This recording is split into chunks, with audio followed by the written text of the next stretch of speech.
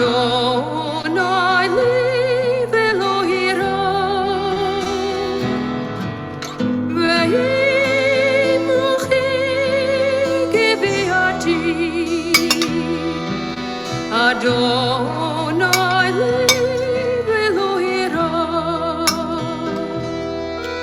My soul I give to you, my spirit in your care. Draw me near, I shall not fear. Hold me in your hand. Draw me near, I shall not fear. Safely in your hand.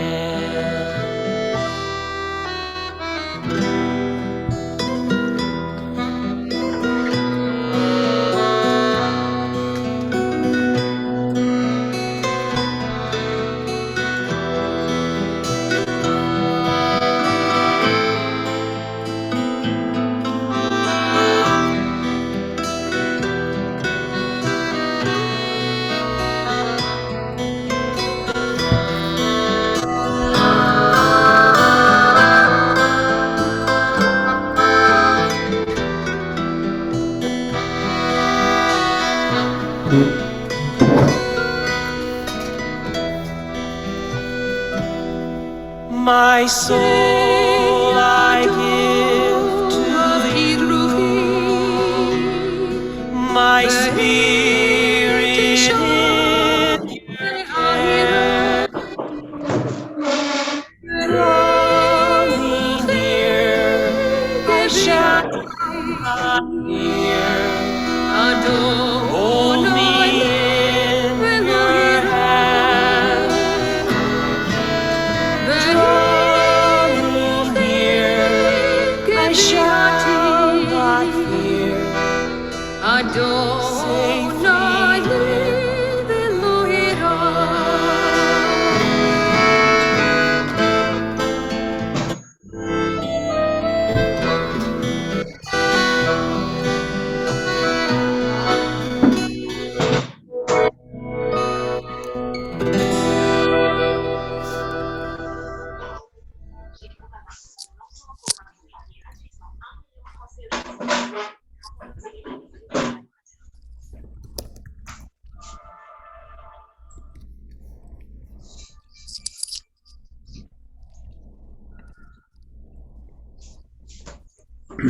Good morning, everyone. Good afternoon. Good evening, Corrine. Okay. A bit of housekeeping before we continue, or before we begin, I should say, or we continue our reading of this rather tense scene. Both Steve and I are unable to be present next Thursday, so we're going to have to take off a week. We apologize for that. I mean, I wish we could do this every week and know that that's the constant thing in our lives, but things like funerals and retreats come up, and holidays as well. We have Rosh Hashanah coming up very soon. Okay, so we are at in the middle of a tense scene. The first part of it was last week, in which we read of the arrest and the beginning of a trial against Stephen. And today is what appears to be the longest speech in the book of Acts, and it's pretty long from a scriptural point of view in general, and a talk I mean, it's a defense which is not exactly a defense, other than to accuse the accusers in a roundabout way. So as we began last week, why don't we read through it and stop at every paragraph to get some reflections from the folks here. And at the end, we'll share some of the traditions from some of the sources, if we have time, from the Jewish tradition that came to my mind as I was studying this chapter. Okay, Steve, any words of introduction? Yeah, David, I think just before we get into this speech, just a brief review. Remember that chapter 6 began with the Hellenists, or the Greek-speaking Jews of the diaspora, the outsiders outside of Judea. They complained to the Hebrews, or the Aramaic-speaking Jews within Judea, that their widows were being neglected in the daily distribution of food. This was a complaint to the apostles, and they come up with the solution to appoint the so-called deacons, those who serve. And they are all Greek names. They're all Hellenistic Jews, presumably, including Stephen.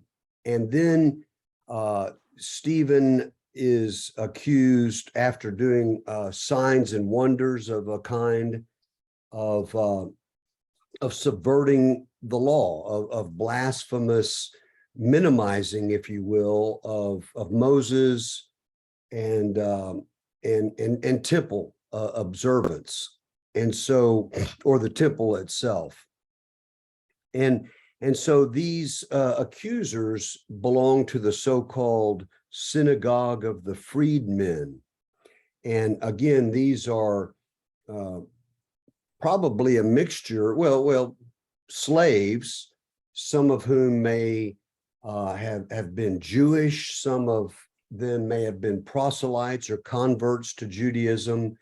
But at the least, we know that they're complaining against Stephen's so-called liberalism in terms of his relation to the law and to the law of Moses and the temple. And so it seems that they represent a more conservative, and again, these aren't necessarily political labels, but in terms of their relationship to law observance and the cult, the practices. And so they are concerned about Stephen subverting the word of the Jewish law and practice. And so, with having said that, the council turns, looks intently at him, and they saw that his face was like the face of an angel. That's a clue. And then the high priest asked him, verse 1 of chapter 7, "Are these things so?" And Stephen replied. And now we can get into his reply, unless anybody wants to add or edit anything that I just said.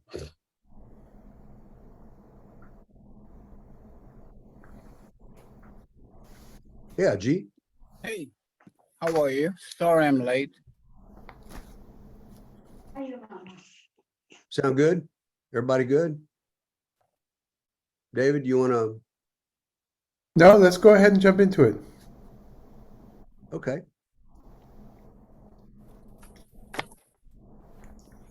Who wants to? Maybe we should pick one of the Stevens, Steve or Stephen, to read that first section. I'll go ahead, Steve. 7:1, start there and go through 8, you think? Mm-hmm. Yeah. Okay. Stephen's speech to the council. Then the high priest asked him, "Are these things so?" And Stephen replied, "Brothers and fathers, listen to me. The God of glory appeared to our ancestor Abraham when he was in Mesopotamia, before he lived in Haran, and said to him, 'Leave your country and your relatives and go to the land that I will show you.' Then he left the country of the Chaldeans and settled in Haran. After his father died, God had him move from there to this country in which you are now living. He did not give any of it as a heritage, not even a foot's length, but promised to give to him as his possession and to his descendants after him, even though he had no child. And God spoke in these terms, that his descendants would be resident aliens in a country belonging to others, who would enslave them and mistreat them during 400 years. But I will judge the people whom they've served, said God, and after that they shall come out and worship me in this place. Then he gave him the covenant of circumcision, and so Abraham became the father of Isaac and circumcised him on the 8th day, and Isaac did likewise to Jacob, and Jacob to the 12 patriarchs. Right. David, any comments on that? Well, I'd actually like to hear impressions. This is the kind of stuff that rabbis and people that go to synagogue on a regular basis deal with a lot, like a third of the year or a quarter of the year seems like.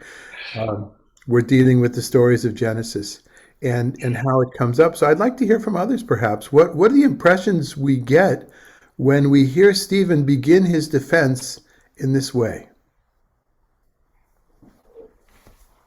One moment.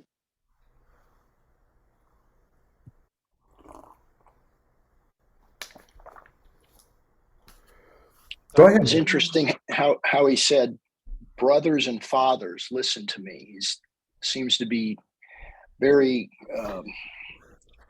reverent and respectful to that group. And ignoring the women and sisters, mothers and sisters. Okay. I missed that. I think that reviewing the history of Israel and highlighting significant figures makes Stephen identify with those to whom he was speaking. So I don't think he said anything wrong here. I think he just. What are the things that you feel he highlighted? He didn't talk about all of Abraham's life, right? Or all the time of the patriarch. What did he highlight here? Well, he highlighted the process of reaching this point. And he did it in connection with Moses and the patriarchs of the Hebrew religion or the Hebrew tradition. So Don, we're still before Moses is mentioned, right? So just in this paragraph, he really just talks about Abraham and also Abraham's progeny going through the 12 tribes, so the first 4 generations. But the two things that come up, I mean, anybody else? I mean, what are the highlights of this?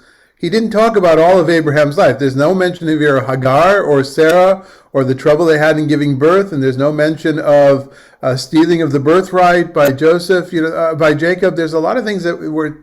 So what did Stephen here or the author of Acts choose to accentuate? Can I pose a question here? Oh, you're like a Jew. You're like a Jew. A question to a question.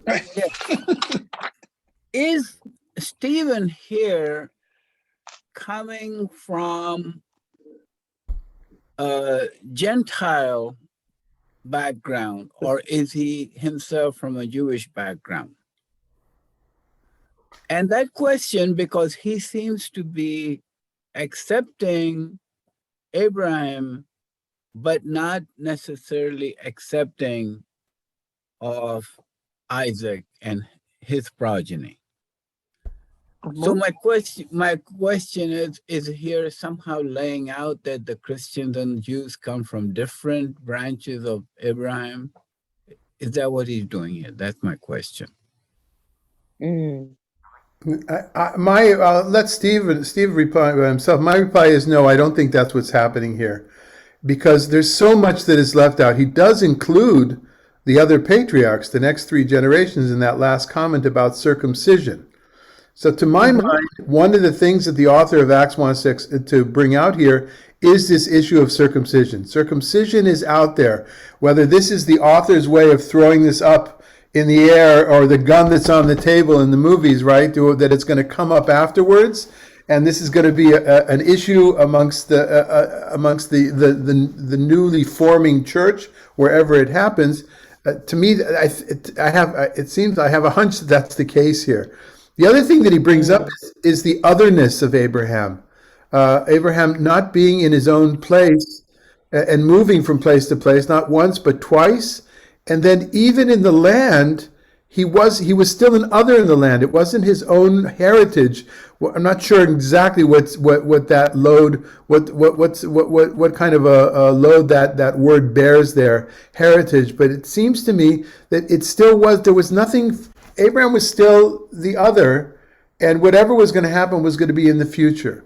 So whether it's circumcision, which might be an issue in the future, or whether it is this continual otherness, and only in later down the line will we be secure in our land, I do think that the land is prominent here. Those are my impressions. I think, Don, you had a reply to that.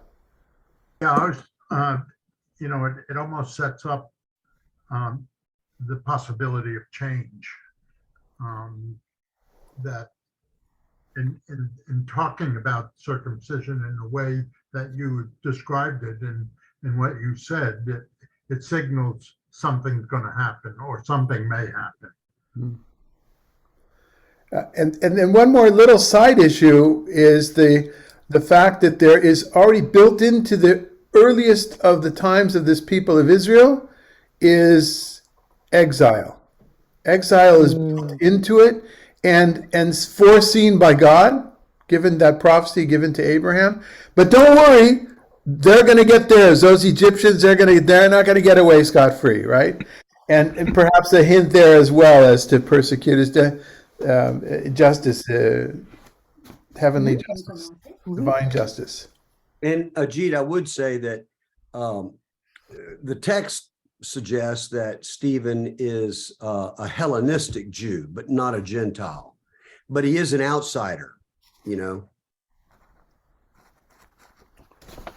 Okay. Any other comments on that paragraph?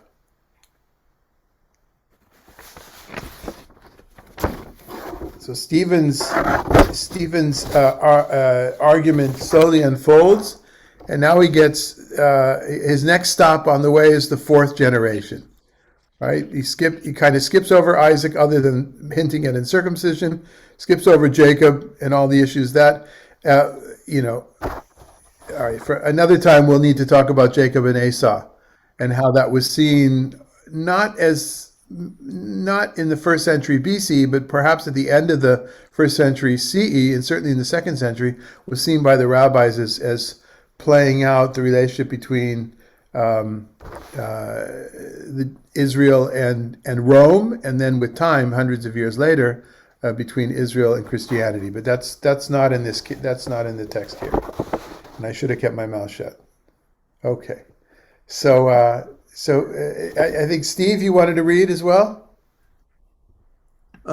Steve, yeah, if you would read, let's go verse 9 down to let's just go down to 16, 9 to 16. That next paragraph.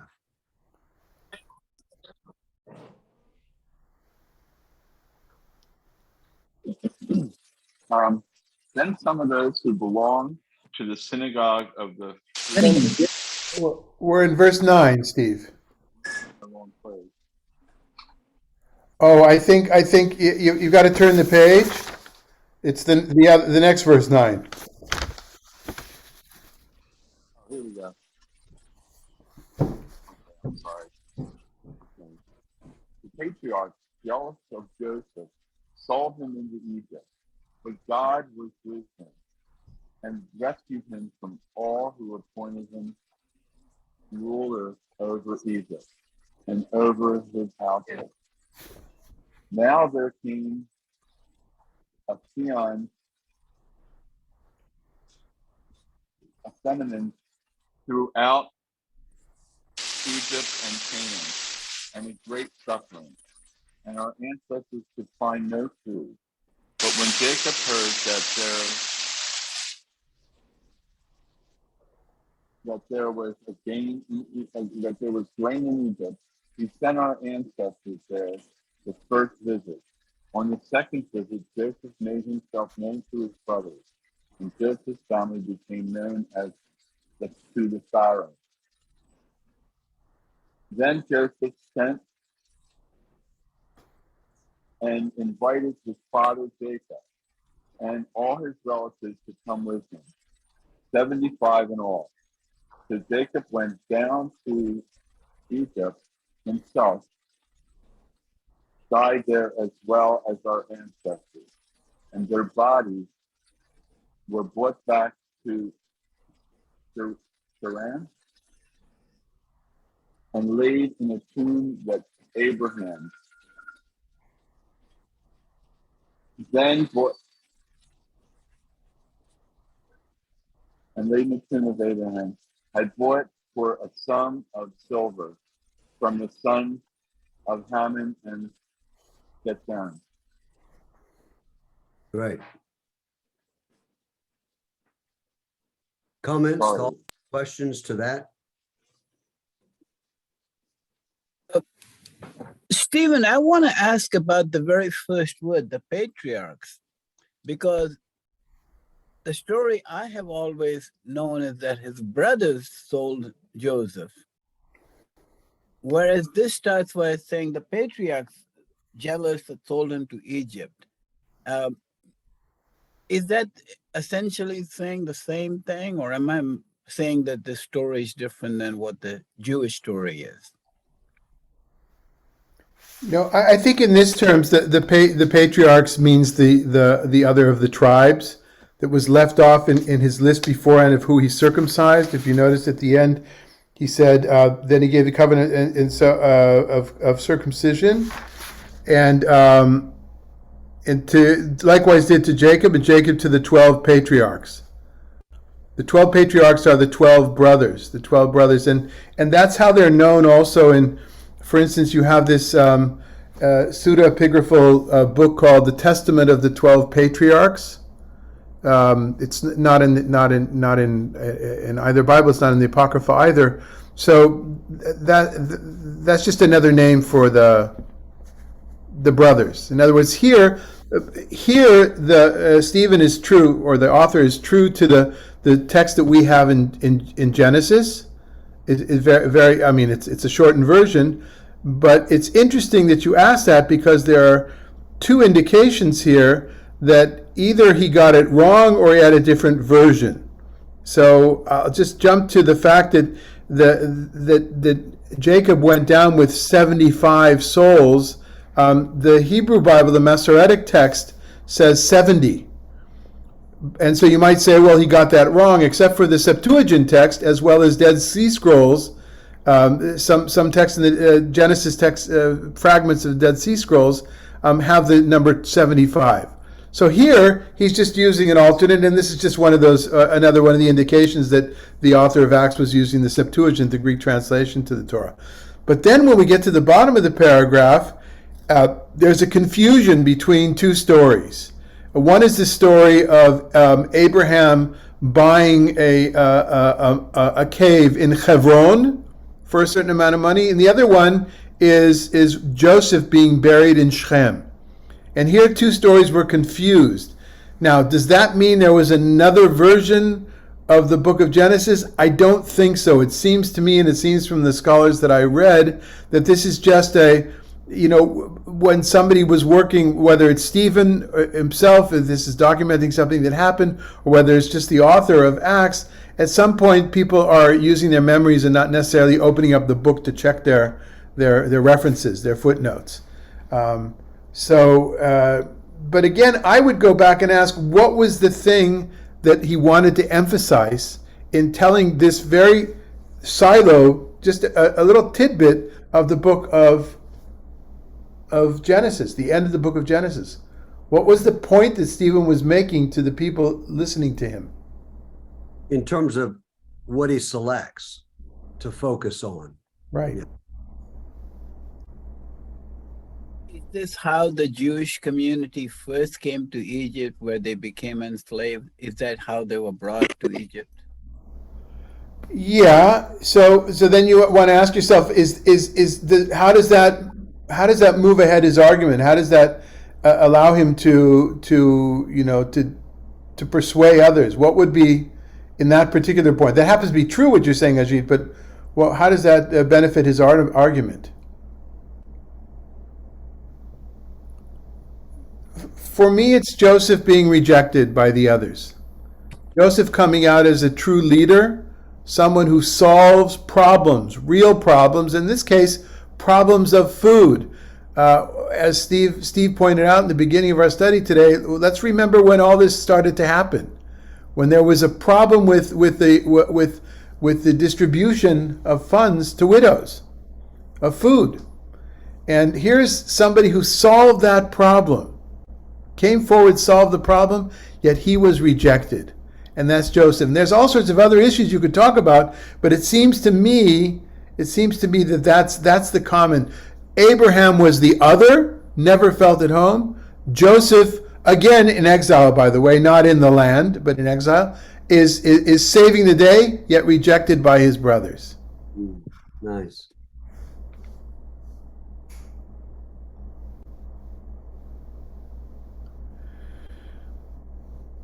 So you've got this great map of Texas. Okay, anything else? I wouldn't have it. So let's proceed, 17 to 22. Megan, you up for reading today?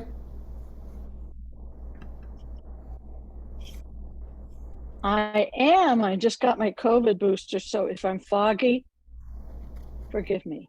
Okay. And we're 17. I have a question mark there. That's good. But as the time drew near for the fulfillment of the promise that God had made to Abraham, our people in Egypt increased and multiplied until another king who had not known Joseph ruled over Egypt. He dealt craftily with our people and forced our ancestors to abandon their infants so they would die. At this time, Moses was born, and he was beautiful before God. For 3 months, he was brought up in his father's house. And when he was abandoned, Pharaoh's daughter adopted him and brought him up as her own son. So Moses was instructed in all the wisdom of the Egyptians and was powerful in his words and deeds. So what was your question here, Megan? My question mark here was that he dealt craftily with our people and forced our ancestors to abandon their infants so that they would die. It's not the story I remember. Well, what is the story you remember? The story I remember is the firstborn sons were killed, but Pua and Shifra, is that the other midwife, were the heroes that saved Jewish children and saved Moses. So it wasn't that our people had abandoned their children just to die. The children were being killed or being killed at birth. Well, you've got the Moses story was partially. saved. Am I right? You have it partially Am I right. mixing up stories? No, you're not mixing, but you're partially right. The command was to the maidservants, and it's interesting how the things that stick in your mind most, because I'm guessing that's where you maybe in the last few years have studied that particular story, emphasizing the heroism of those two heroines, right? Women. Right, and I don't say that disparagingly in any way, but I kind of know where you're coming from, and so. No, the initial command was to the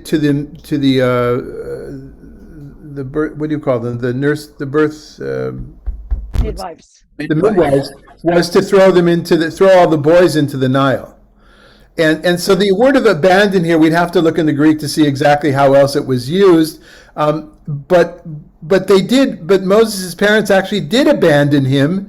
And put him in that part of the story is not detailed here. They put him in a little ark, in a little tub, and floated him on the water. And so, but that part is not related here. What's related here is the evil of Pharaoh and wanting to do away with it, and yet one of them survives. So to my mind, there's the threat, the existential threat. Moses survives, but not only does he survive, what does the text emphasize here?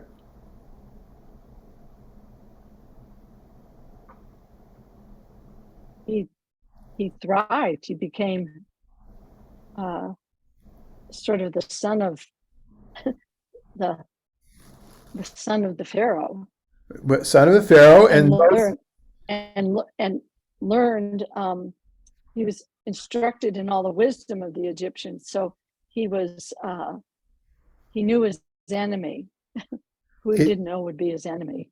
Right, it's kind of like the elite of the world, of nobility around the world, being sent to other lands to learn wisdom. You know, whether it's wherever your imagination takes you to, countries around the world where the princes and the princesses have been sent off to study someplace else to learn that wisdom as a necessary ingredient for leadership.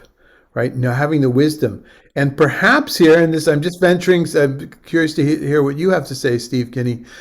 Is this the diaspora Jew saying many of us learned a lot about the world and wisdom of the world when we were not here in this very, very small-minded hick town of Jerusalem, or Yeah, it seems right, David. I just clicked when you asked that seems to be the accent. Just a quick comment.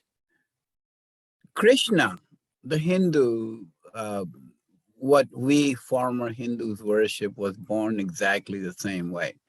He was born, his mother put him in a little papoose, and he floated down the river till somebody else raised him. So that's a great triumph for me. Mm-hmm. And Ajit, let me just say, so what would that say from a humanistic point of view, a universal humanistic? Well, the Hindus believe that Krishna was divine, therefore all schemes to kill him were bound to fail. And this was the divine way of saving him. So, yeah. Okay. Don?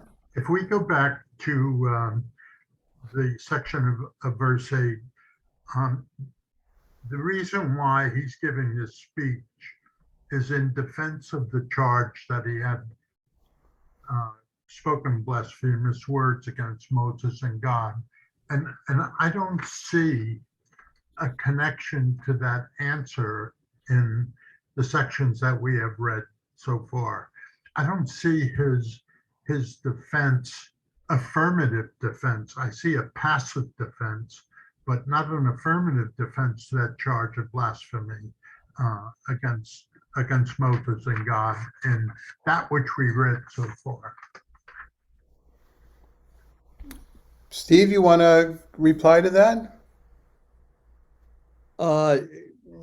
Not in particular to that, Don, but I do think David's questions of what is Luke in Acts saying through Stephen's selection of the tradition.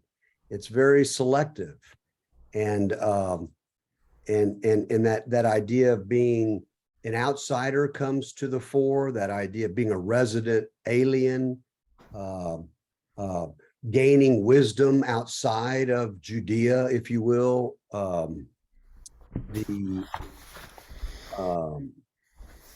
So I think he's moving to that when he gets into Moses, particularly, Don. Maybe that will become more apparent, but we'll see at the end of the speech, he inflames everybody, and they go after him. So it didn't work, but he's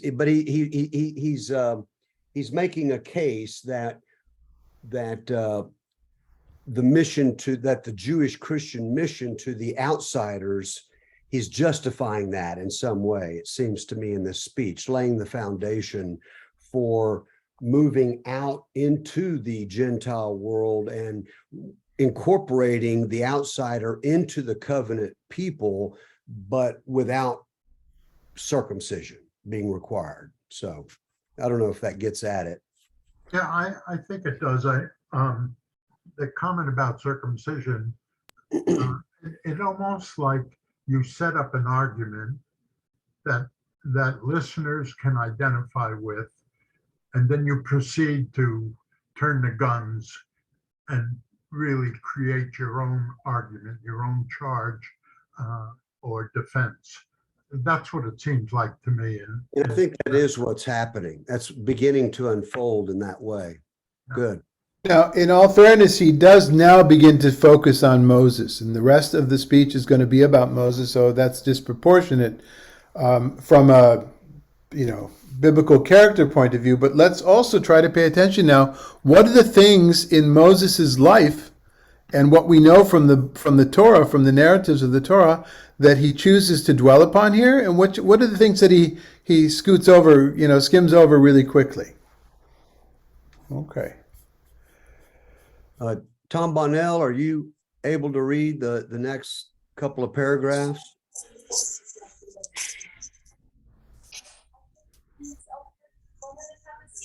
Tom, are you there? Okay. Well, who can read, let's say, where are we? Verse 23 down to verse 34, shall we do? I could do that if you want. Okay, great. When he was 40 years old, it came into his heart to visit his kinfolk, the Israelites. When he saw one of them being wronged, he defended the oppressed man and avenged him by striking down the Egyptian. He supposed that his kinsfolk would understand that God, through him, was rescuing them, but they did not understand.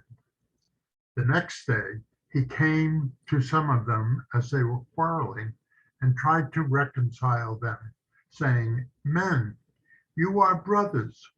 Why do you wrong each other?" But the man who was wronging his neighbor pushed Moses aside, saying, "Who made you a ruler and judge over us? Do you want to kill me as you killed the Egyptian yesterday?" When he heard this, Moses fled and became a resident alien in the land of Midian. There he became the father of 2 sons. And read that next paragraph while we're at it. Okay. Now, when 40 years had passed, an angel appeared to him in the wilderness of Mount Sinai in the flame of a burning bush. When Moses saw it, he was amazed at the sight. And as he approached to look, there came the voice of the Lord.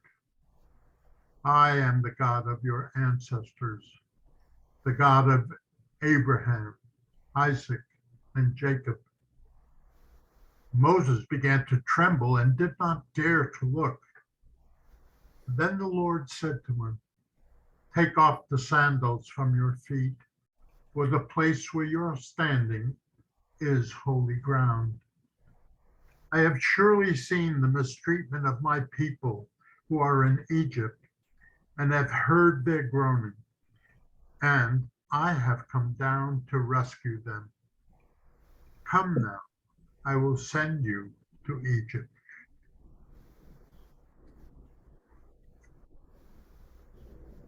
So this is this is true to what's written in the book of Exodus, more or less, right? But still interesting in my eyes. So much of the speech is devoted to a rather small part of Moses's life and work, even though it is 40 years. My good friend and teacher Yair Zakovich, Hebrew University in Jerusalem, used to say about this particular event in Moses' life, he knew, and that's interesting because the Luke here says it, he knew he was supposed to be a savior. He had a feeling he was supposed to do this work. The Torah doesn't say that he had that feeling, but you get the impression from the narrative, he knew he was supposed to be a savior. So he went out to be a savior, right? He goes out to his people, he saves the oppressed Israelite who's being whipped by the Egyptian, kills that Egyptian, knows he's done something wrong, he looks left, he looks to the right, buries the body. Next day he goes out and tries to make peace amongst his own people, and just as the story is told here, in other words, he's trying to be a savior, but as we say in Yiddish, geht nicht. It's not happening. It's not going for him. And so what does God do in the scheme of things, says Zakovich? God leads him to the desert. You know what? You need to practice on sheep for 40 years. If you practice leading the herds in the desert, in the wilderness, then you'll learn what you need to do. And interestingly enough, the same thing happens with David, right? David can be a king only after he's been a shepherd. That's kind of a motif, an interesting motif. First, do your apprenticeship out where mistakes can happen, and it's not that bad. And so interesting, of course, that Luke is attributing the words of Stephen, or this particular a rather large chunk of the narrative of the speech to this episode. You may know that Moses lived 120 years according to tradition, and hence in the Jewish world, the wish for a birthday wish is may you live to be 120, ad 120 bis 120. And that's where we come from. And his life is neatly divided into three sections, 40, 40, 40. Perhaps we'll have time afterwards to see that in the rabbinic tradition. Anything, David, strikes you besides that, or anybody else before we move ahead? Well, there's two of the themes that are picked up again. One is the rejected leader, the rejection, the same way Joseph was rejected. And one is the resident alien, as you pointed out, of Abraham and Joseph.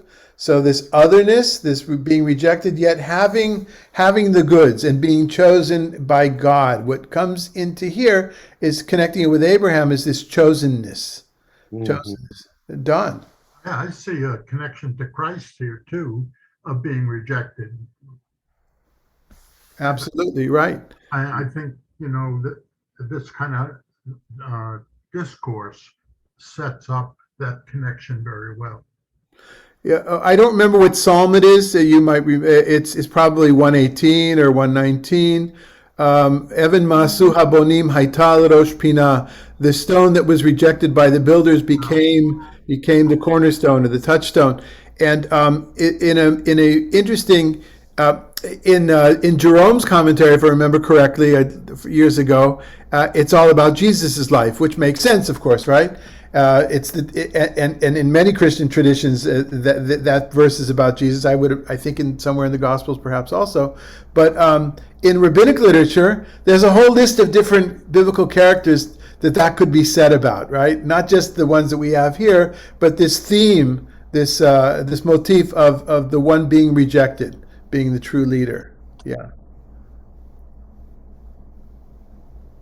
Okay, then let's pick up with verse 35 and read that all the way down to maybe 44. Let's read 35 to the end of 43.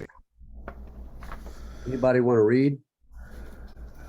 Want me to read, Steve? Yeah. Sure. All right. It was this Moses whom they rejected when they said, "Who made you ruler and a judge?" And whom God now sent as both ruler and liberator, through the angel who appeared to him in the bush. He led them out, having performed wonders and signs in Egypt, at the Red Sea, and in the wilderness for 40 years. This is Moses who said to the Israelites, "God will raise up a prophet for you from your own people, as he raised me up. He is the one who was in the congregation in the wilderness with the angel who spoke to him at Mount Sinai and with the ancestors, and he received living oracles to give to us. Our ancestors were unwilling to obey him. Instead, they pushed him aside, and in their hearts they turned back to Egypt, saying to Aaron, 'Make gods for us who will lead the way for us.' As for this Moses who led us out of the land of Egypt, we do not know what has happened to him." At that time, they made a calf, offered a sacrifice to the idol, and reveled in the works reveled in the works of their hands. But God turned away from them and handed them over to worship the host of heaven, as it is written in the book of the prophets. Did you offer to me slain victims and sacrifices 40 years in the wilderness, O house of Israel? No, you took along the tent of Moloch and the star of your god Rephan, the images that you made to worship, so I will remove you beyond Babylon. Right.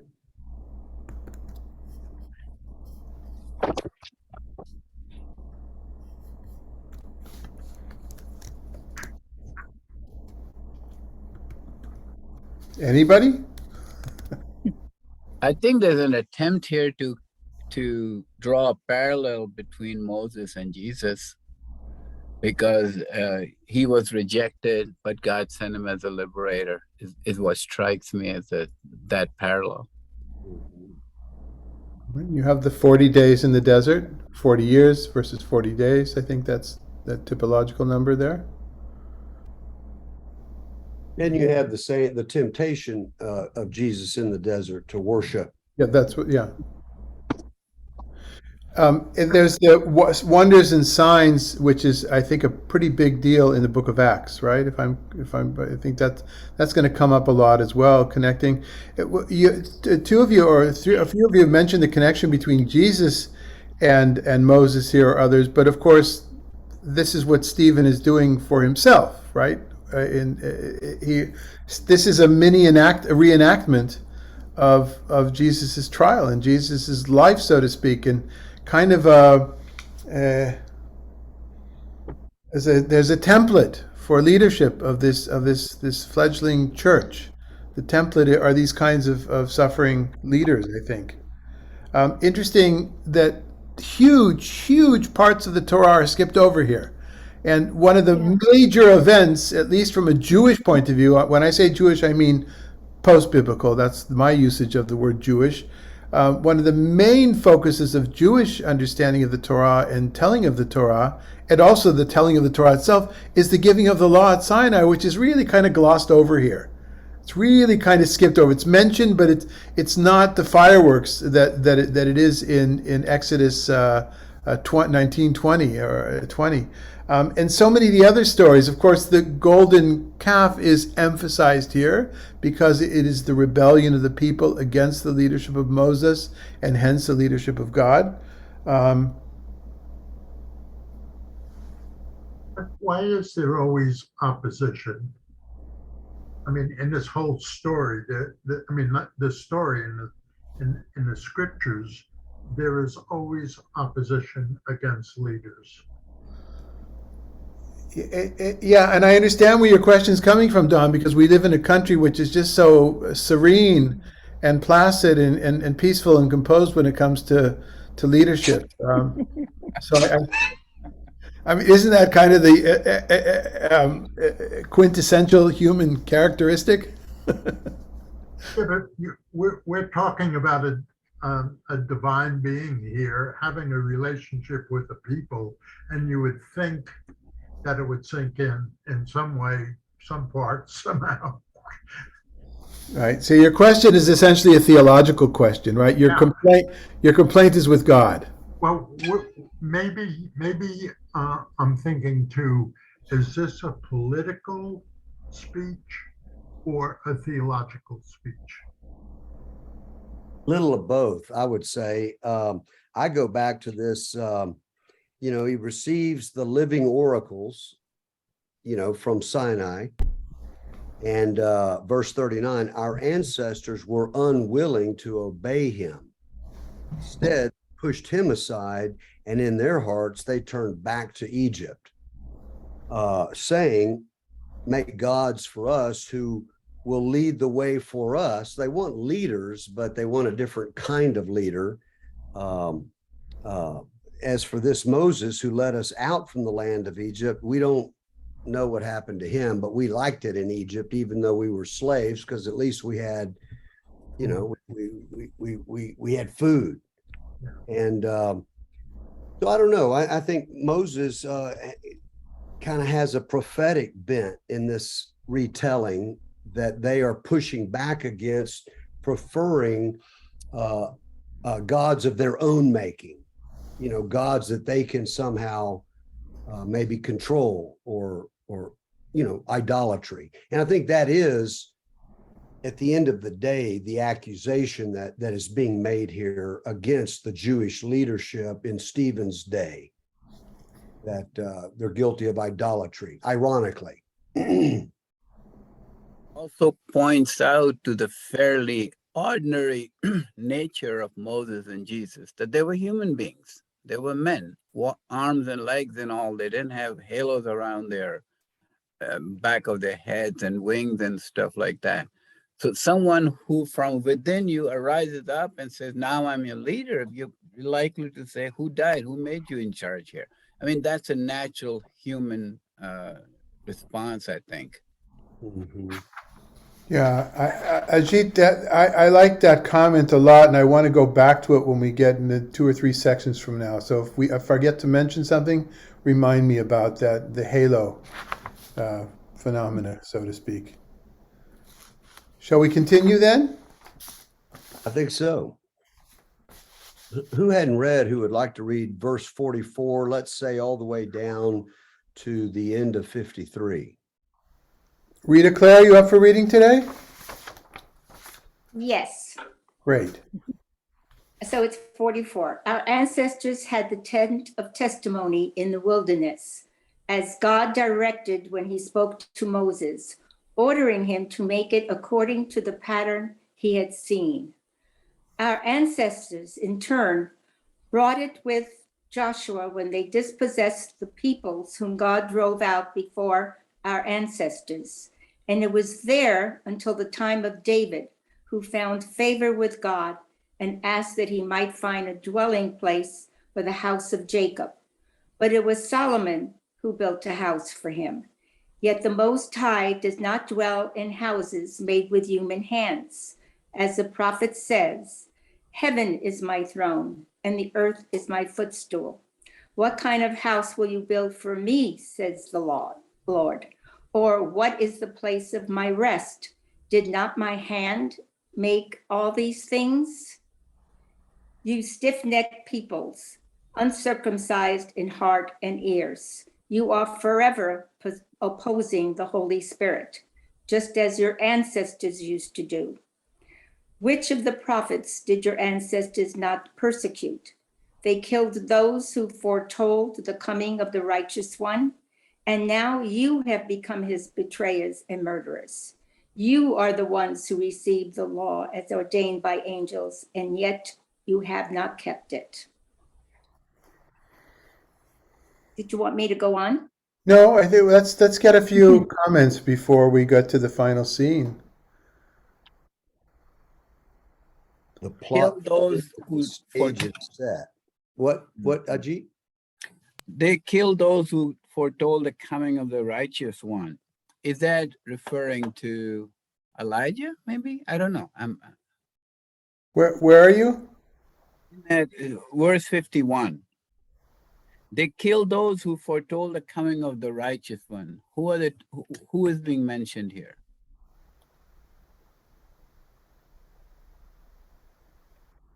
The prophets, right? Yeah. Okay. No, I think there's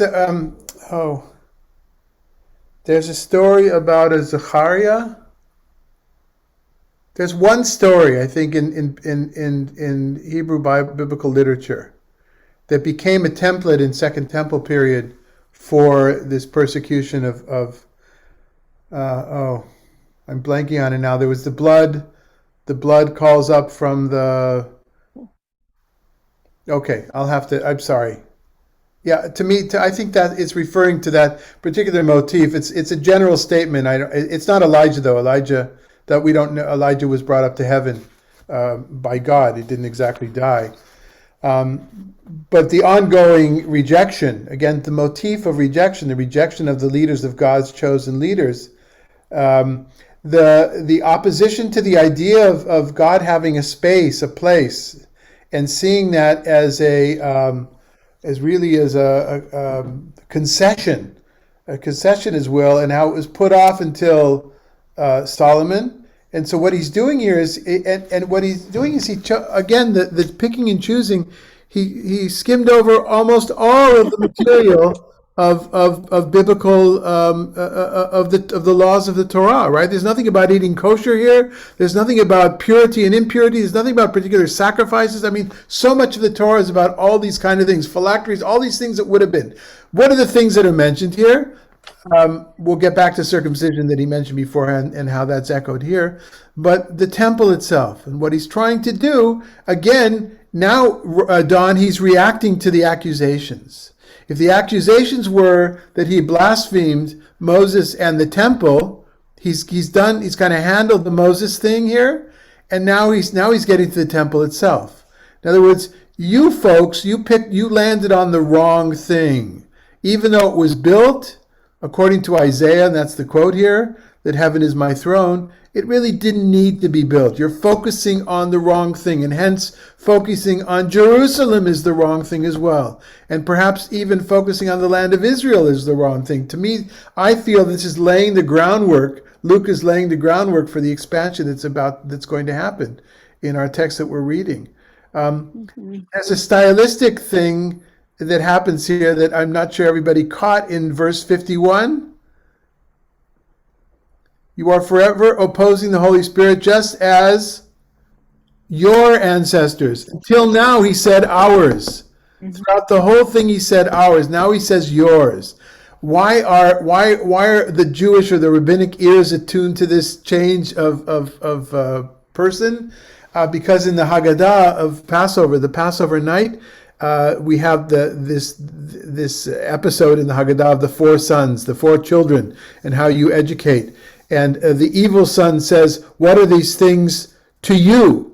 And the commentary, the rabbinic commentary says, "To you, not to us, to you." He's already put himself outside of it, and that's what Stephen has done here, very slightly from a stylistic point of view. He's taken himself out of the equation. And the final thing I want to mention is this quote from there's something like it in Deuteronomy as well, but in other books throughout the Hebrew Bible, this uncircumcised of hearts and ears. Circumcision, the word foreskin is the word orla in Hebrew, and while that is the focal point of the covenant, the brit is covenant, brit milah, the covenant of cutting. The foreskin is the focal point of or the symbol of the covenant between Abraham and hence going onwards and the males with God and the people of Israel. The word orla, which is not foreskin but that which is covering something, appears with heart, appears with tongue, appears with ears, and it might be here. This is a slight way of beginning to say, you're focusing on the wrong circumcision, everybody. You're talking about removing the foreskin of the penis. Well, there's these foreskins of the ears and the hearts, which are just as important, if not more important, to remove. That's my own personal understanding here. Is that in any way connect us to what Jesus said? Let those who have eyes see, and let those who have ears hear, etc. It's something from the New Testament there. Yeah, that Jesus said. I think coincidentally it's connected. That particular passage I think is connected to a psalm that says that talks about the false gods. They have ears but they don't hear. They have eyes but they cannot see. They have tongues but they cannot speak. That, at least in my mind, that's where I've gone with that one. But clearly, and we're about out of time, but he not only minimizes the law, it's given not by God, but through mediation of angels. He's minimized that a bit.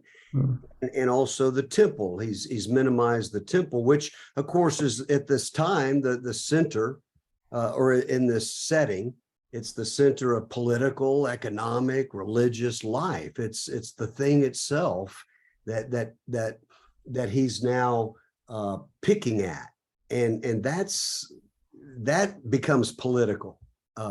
that's a real issue that I think the implication is that it's idolatry. The way your relationship to the temple is no different than Aaron and the others' relationship to the calves.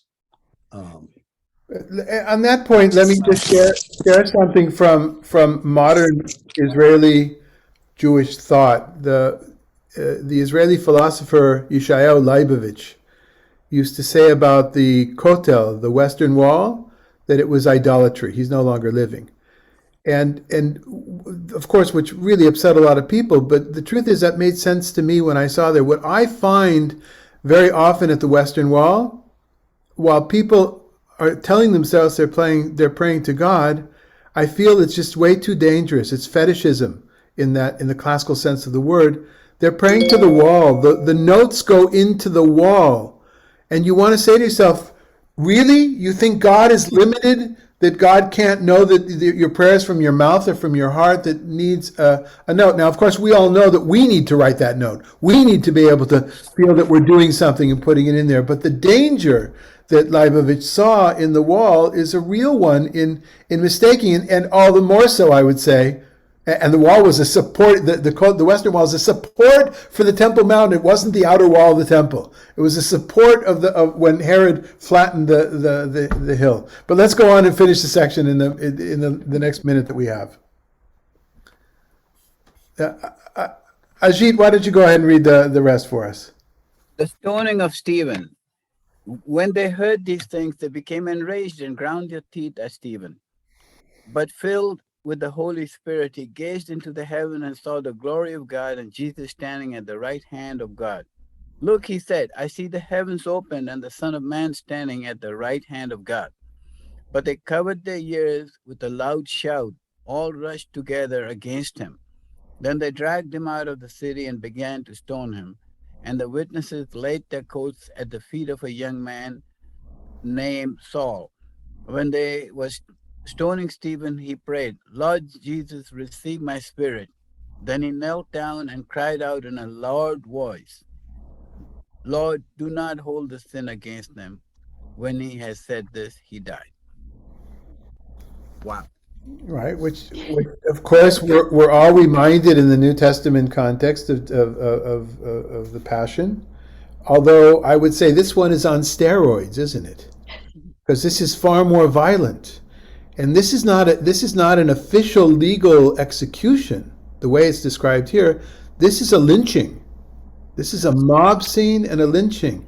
And it's almost as if Luke wants to say, yeah, Jesus died, but look at Stephen, he's even more of a martyr. I hope I'm not being disrespectful in saying that, but it says like, he's even more so.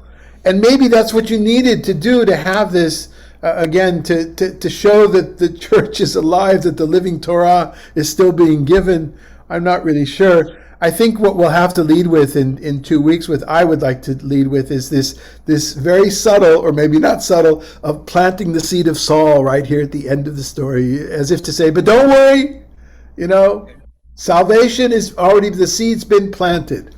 The seed has been planted. And that last sentence, does it not remind you of Jesus saying, Lord, forgive them, for they know not what they do? Yeah.